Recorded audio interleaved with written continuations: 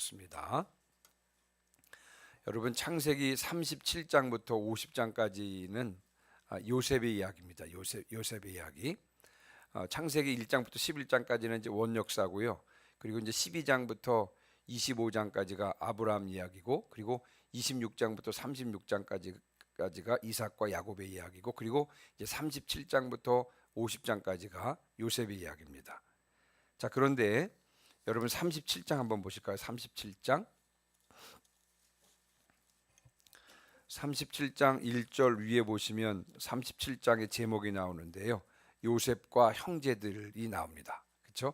37장이 이제 요셉의 이야기가 시작되고, 마지막 부분에 보시면 36절 보시면 형들에 의해서 애굽으로 종으로 팔리고요. 그리고 요셉이 그 바로의 신하 친위대장 보디발에게 팔렸다라고 하는 이야기가 37장에 나오고 있습니다. 자, 그리고 이 이야기가 여러분 39장으로 한번 넘어가 보시겠습니다. 39장의 제목을 보시면 요셉과 보디발의 아내. 그래서 애굽으로 팔려간 요셉의 이야기가 37장에서부터 시작되었다가, 그리고 39장에서 다시 시작되고, 중간에 38장에 의해서 끊어집니다. 우리가 이제 성경을 읽을 때 이런 궁금증을 가져야 됩니다. 37장 요셉 이야기가 시작되다가 갑자기 38장의 유다와 다말 이야기가 나오고, 그리고 요셉의 이야기가 39장에 시작된다. 자, 그러면 이 38장의 중간에 요셉의 이야기에 중간에 끼어든 이유가 무엇일까? 이런 궁금증을 가지고 성경을 읽을 때 성경이 더 흥미가 있어지고 또 이해가 더 쉽게 될 줄로 믿습니다. 그러면 여러분 38장의 이야기가 이 사이에 끼어든 이유가 무엇일까요? 두 가지를 좀 말씀을 드릴 수가 있는데, 먼저는 여러분 야곱의 가족이 애굽으로 내려가게 된 이유를 설명하고 있는 것이 38장입니다. 여러분 이제 37장에서부터 50장까지 이 요셉의 이야기를 쭉 보면, 먼저 이제 요셉이 애굽으로 내려가고, 나중에 야곱의 가족들이 애굽으로 내려가는 그런 이야기가 나옵니다. 자, 그러면 그들이 애굽으로 내려간 이유가 무엇일까? 하나님께서 그들을 애굽으로 보낸 이유가 무엇일까를 보여주고 있는 것이 38장입니다. 우리 이제 37장 이미 살펴보았습니다만, 유다가 언약 공동체를 떠납니다. 야곱의 가족을 떠나죠.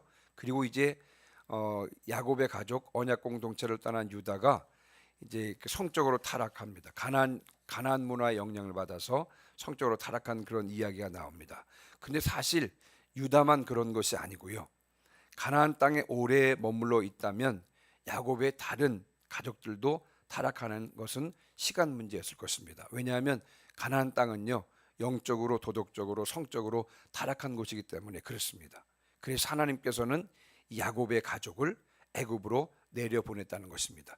유다도 그랬는데 다른 가족들도 마찬가지일 것이다. 그래서 하나님께서 야곱의 가족들을 애굽으로 내려보낸 것입니다. 이것을 보여주고 있는 것이 38장인 것이고요. 또 한 가지 이 38장의 유다와 다말 이야기가 끼어든 두 번째 이유는 뭐냐면요, 여러분 37장부터 50장까지가 요셉 이야기라고 말씀드렸죠.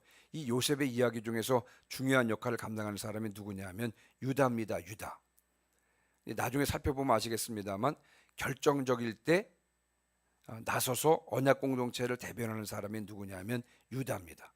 근데 여러분 말씀드린 대로 유다는 한때 언약 공동체를 떠났던 사람인데 어떻게 이런 역할을 감당할 수 있었을까? 그 배경을 설명하고 있는 것이 38장입니다. 유다가 회심한 거죠. 그 유다가 회심한 이야기를 다루면서 이 38장은요, 메시아 언약이 야곱의 아들들 중에서 누구요? 유다를 통해서 흘러가게 된다라고 하는 이 배경을 설명하고 있는 것이, 메시아 언약이 유다를 통해서 계승될 것을 암시하고 있는 것이 바로 38장인 것입니다. 그래서 이런 이야기, 이와 같은 이유 때문에 37장의 요셉의 이야기를 시작하다가 말고 38장의 유다와 다말의 이야기를 하고 다시 39장부터 요셉의 이야기가 시작된 것입니다. 자, 이와 같은 사실을 전제로 해서 오늘 이야기를 오늘 본문을 좀 살펴보도록 하겠습니다. 자, 말씀드린 대로 이제 언약 공동체를 떠났잖아요. 유다가 야곱의 가족을 떠났습니다. 이 떠난 그 유다가 37장에 보면 가나안 사람 수아라고 하는 사람의 딸과 결혼합니다. 예, 38장에 보면 앞부분에 보면 가나안 사람 수아라고 하는 사람의 딸과 결혼을 해서요 엘과 오난과 셀라라고 하는 삼형제를 낳는데요. 하나님의 백성이 타락을 한 것입니다. 여러분 우리가 이미 이제 창세기 6장에서 살펴봤습니다만 하나님의 아들들이 사람의 딸들과 섞였죠. 그러면서 타락을 하게 되었는데 마찬가지로 지금 언약 공동체 하나님의 백성이었던 유다가 언약 공동체를 떠나서 지금 타락하게 된 것입니다. 가나안 여인과 결혼을 해서 삼형제를 낳게 된 것입니다. 이와 같은 안타까운 일이 지금 유다에게 벌어진 것입니다. 자, 이때 이제 유다는 장자인 그 가나안 사람, 가나안 여인과 결혼한 그 사이에서 태어난 첫 번째 아들이 엘이었는데요. 이 엘에게 며느리를 얻어주는데 이 며느리의 이름이 누구라고요? 며느리의 이름이 다말입니다. 자, 그런데 6절 이하에서 보니까 유다의 장자인 엘이 여호와 보시기 악을 행해서 여호와께서 그를 죽이시고요. 둘째 오난도 마찬가지로 여호와께서 그를 죽이십니다. 자, 그랬더니요 유다가 이 셋째인 셀라도 죽을까봐 두려워서 결국은 이 다말을 친정집으로 보내면서 셋째인 셀라가 장성하기를 기다리라라고 하면서요 며느리 다말을 친정집으로 보냅니다. 오늘 본문은 이제 그 이후의 이야기를 다루고 있는데 여러분 12절입니다. 12절. 자, 12절 같이 읽습니다. 시작. 얼마 후에 유다의 아내 수아의 딸이 죽은지라 유다가 위로를 받은 후에 그의 친구 아둘람 사람 히라와 함께 딥나로 올라가서 자기의 양털 깎는 자에게 이르렀더니 아멘. 얼마 후에 그랬죠? 다말을 친정집으로 보내고 나서 그리고 나서 좀 시간이 지난 후에 그런 뜻입니다. 그때 유다가 이제 가나안 사람 수아의 딸과 결혼을 했다 그랬는데 이 부인이 죽었습니다.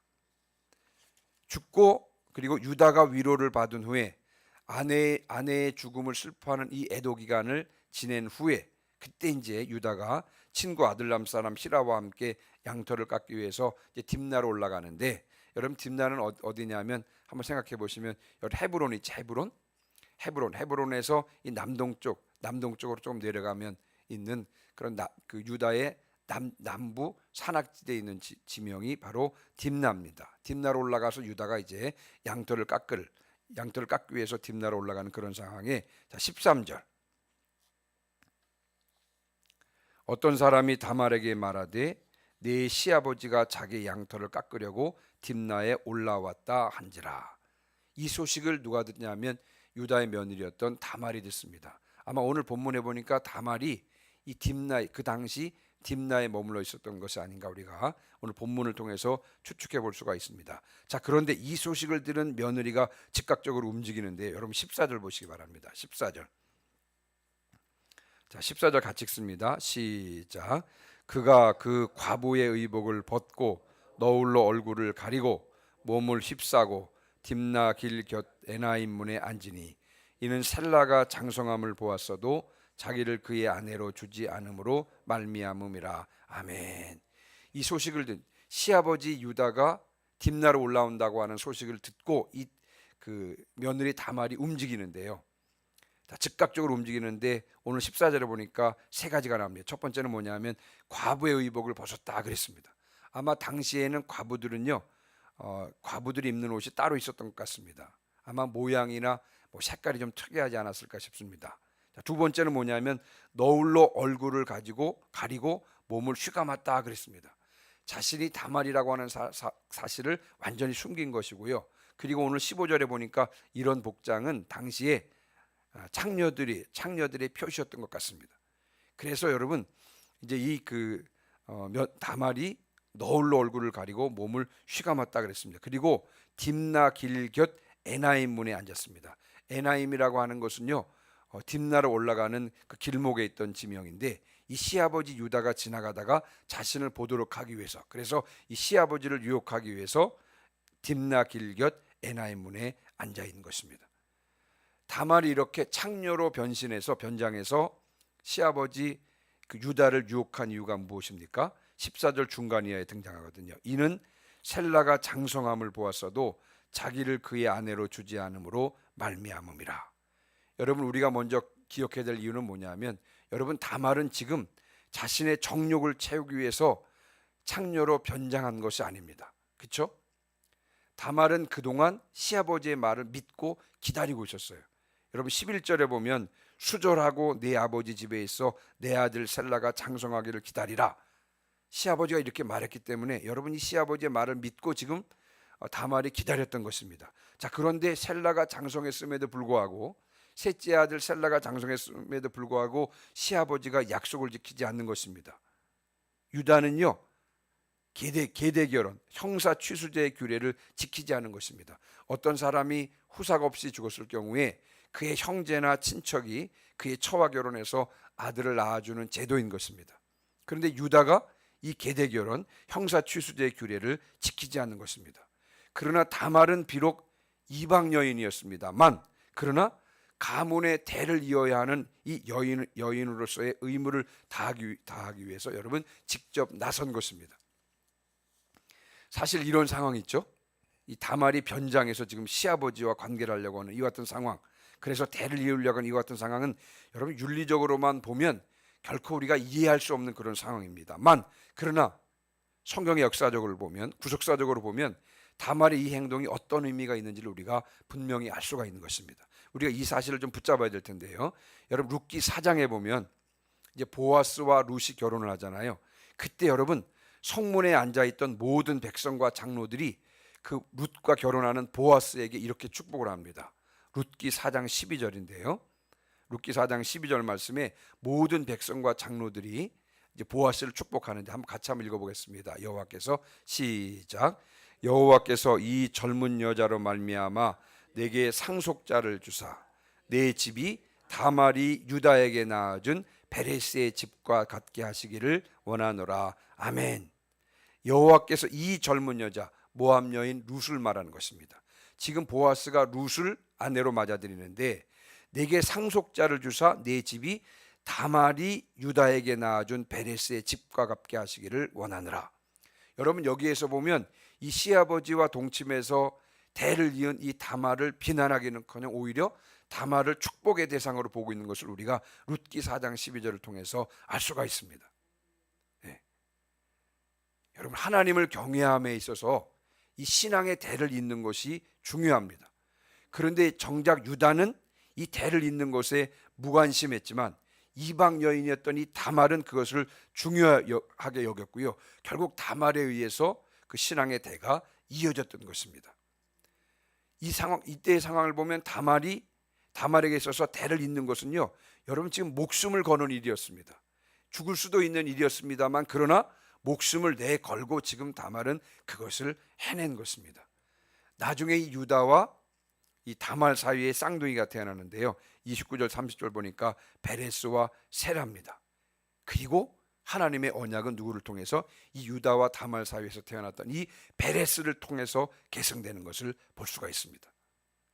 만약 다말이요 이렇게 대를 잇는 일에 목숨을 걸지 않았다면 이 경건의 대, 이 신앙의 대는 끊어질 수도 있었던 것입니다. 그래서 나중에 여러분 26절에 보면 유다가 다말에게 이렇게 고백합니다. 그는 나보다 옳도다 라고 고백하는 것입니다. 사탄은요, 여자의 후손, 즉 구원자가 오는 것을 방해했습니다만, 그러나 하나님께서는 그때마다 이 구원자를 보내실, 메시아를 보내실, 여자의 후손을 보내실 상속자를 이어지게 한 것입니다. 다말은 여러분 목숨을 걸고 후사를 이으려고 했습니다. 하나님께서는 이것을 귀하게 여기시고요, 그녀와 그녀에게서 태어난 자녀를 마태복음 1장에 나오는 예수님의 족보에 이름을 올려주셨던 것입니다. 영적으로 후사를 잇는 일에 무관심하는 것은요, 하나님께서 기뻐하시는 일이 아닌 것입니다. 영적으로 신앙의 후사를 잇는 일은 여러분 목숨을 걸 만큼 중요한 일인 것입니다. 저희 교회 현재 지금 장례가 진행 중에 있는데, 여러분 장례를 치르는 중에 가장 안타까운 것은요, 이제 고인이 주님의 부르심을 받은 후에 신앙의 대가 끊어지는 경우가 있는데, 참 이것을 볼 때 너무나 안타깝습니다. 반대로 비록 고인은 하나님 나라로 돌아간다고 할지라도 고인의 뒤를 이어서요, 그의 후손들이 신앙의 유선을 물려받아서 신앙을 이어가는 것은요, 너무도 아름답고 귀한 일인 것입니다. 다말이 목숨을 걸고 이으려고 했던 신앙의 후사들이 여러분의 가문에서 끊임없이 이어지기를 주님의 이름으로 축원합니다. 그래서 여러분, 대를 이어서 자자손손 우리들의 가문에서 주님의 이름이 높여지고 주님께서 영광 받으시는 일들이 계속해서 일어나시기를 주님의 이름으로 축원합니다. 자, 15절부터 19절입니다. 본문은 다시 읽지는 않겠습니다만, 유다가 길가에 앉아 있는 며느리 다말을요, 15절에 보니까 창녀로 여깁니다. 그래서 16절에 보니까 이제 동침하기를 청합니다. 근데 가만히 유다의 상황을 보면 유다가 얼마 전에 아내를 잃었죠. 자, 그런 상황. 그래서 이제 애도하는 그런 기간도 지났고, 그리고 지금 이제 양털을 깎기 위해서 딥나로 올라가는 중이었습니다. 그러니까 여러분, 양털을 깎는 일은 말씀드린 대로 이미 큰 축제와 같은 것인데, 이런 큰 잔치를 앞두고 좀 흥분을 한 것이 아닌가 싶습니다. 그래서 충동적으로 창녀와 동침하려고 했던 것입니다. 자, 먼저 가만히 상황을 살펴보면 유다는 이미 언약 공동체를 떠나서 가나안 사람의 딸을 아내로 맞이하는 죄를 범했었고요, 거기에다가 다시 이제 음행의 죄를 저지르려고 하는 것입니다. 로마서에 보면 영적으로 타락하면요, 자연스럽게 그 영적인 타락이 육체적인 타락으로 연결되는 것을 우리가 볼 수가 있습니다. 로마서 1장 24절에 보니까 그러므로 하나님께서 그들을 마음의 정욕대로 더러움에 내버려 두사 그들의 몸을 서로 욕되게 하게 하셨으니 라고 로마서 1장 24절은 말씀하고 있는 것입니다. 여러분, 언약 공동체를 떠나서 이 영적으로 타락한 유다가 이제 육체적으로 타락하는 장면을 우리가 오늘 본문을 통해서 목격하게 되는 것입니다.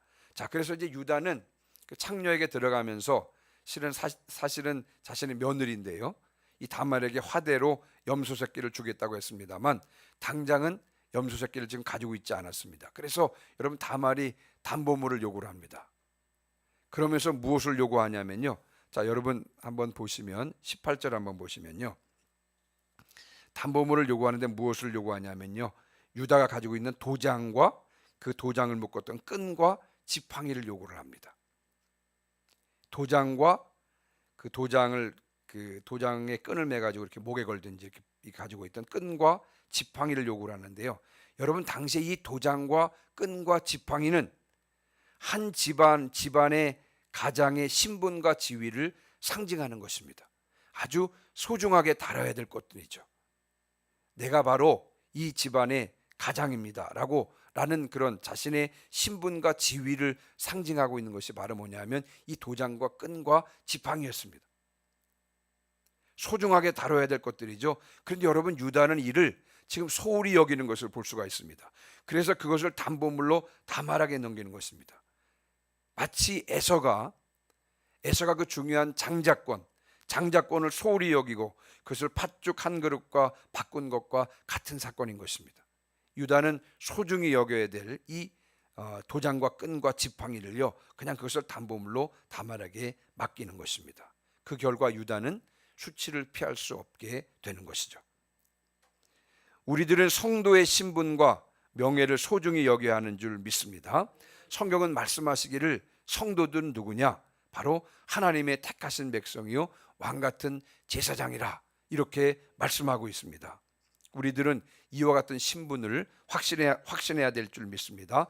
나는 하나님의 택하신 백성이요 왕같은 제사장이다 라고 하는 확신을 가지시기를 주님의 이름으로 축원합니다. 그리고 이 신분에 맞는 우리가 명예를 지켜야 되는 줄 믿습니다. 그렇지 않을 경우에는 수치를 피할 수 없게 되는 줄 믿습니다. 그래서 유다가 이제 다말에게 들어갔고요, 다말이 임신을 합니다. 유다는 떠났고 다말은 이제 과부의 의복을 도로 이제 입게 된다는 내용이 19절에 나오고 있습니다. 그리고 이제 20절부터 23절 말씀은요, 유다가 이제 담보물을 찾으려고 친구 히라를 통해서 염소 새끼를 보내는데 찾지를 못합니다. 본인이 나서지 못한 것을 보면 유다도 이 창녀와 관계를 가진 일이 부끄러운 일이라고 하는 사실을 잘 알고 있었던 것이 아닌가 그렇게 생각을 해봅니다. 부끄러운 일인 줄 알면서도 실은 유다가 이제 이와 같은 일들을 행한 거죠. 나중에 시라가 찾다 보니까 결국 그 창녀를 못 찾습니다. 그리고 그곳에 창녀가 없다는 사실을 알게 되죠. 이 사실을 유다에게 알렸더니요, 유다가 23절에 보니까 그로 그것을 가지게 두라. 우리가 부끄러움을 당할까 하노라. 내가 이 염소 새끼를 보냈으나 그대가 그를 찾지 못하였느니라. 더 이상 찾다 보면 부끄러움을 당할 수 있기 때문에 결국은 유다가요, 더 이상 찾지 말라 그러면서 이 일을 여기에서 이제 일단락 짓게 되는 것입니다. 자, 유다는 알면서도 여러분 이와 같은 부끄러운 일을 행하는 죄를 범했습니다. 그런데 여러분, 우리가 살펴보면 여러분, 유다는 어떤 사람입니까? 야곱의 12 아들들 중에서 이 언약의 계승자가 되어서 그의 후손에게서 예수 그리스도가 태어날 사람이 누구냐? 바로 유다입니다. 이런 유다에게도 여러분 이와 같은 과거가 있었다는 것을 우리가 오늘 본문을 통해서 알 수가 있는 것입니다. 유다는 결국 이 사건으로 인해서 결국 이제 회심하게 되고요, 신앙 공동체 안으로 다시 들어와서 제 역할을 감당하게 되는 것입니다. 이와 같은 사건을 통해서 하나님께서는요, 유다 자신에게요, 스스로가 얼마나 어리석고 무지한지를 보여주심으로 말미암아 더욱 하나님만을 의지하도록 했던 것입니다. 우리는 유다에게서 우리 자신의 모습을 보는데요, 여러분, 우리도 유다처럼 하나님 앞에 서면 우리는 사실은 내세울 것이 아무것도 없는 자입니다. 유다만 이렇게 무지하고 어리석은 자입니까? 여러분, 그렇지 않습니다. 유다에게서 우리가 우리 자신의 모습을 볼 수가 있는 것입니다. 그래서 그러므로 우리가 하나님 앞에 설 때는 언제나 겸손함으로 서야 되는 줄 믿습니다. 주님께서는 토기장이가 되시고 나는 진흙입니다. 흙에 불과합니다. 주님께서 빚어주셔야 쓰임받는 것이 저희들입니다.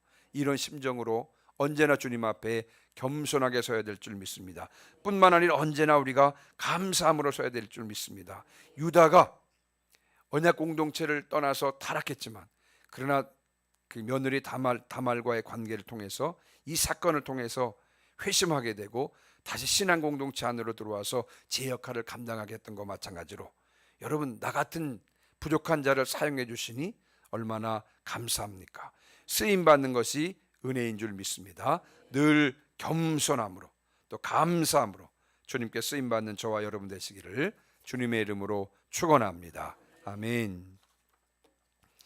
우리 시간 320장 찬송하시겠습니다.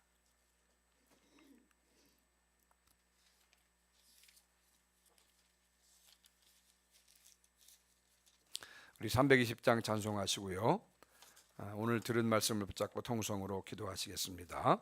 우리 찬송하시기 전에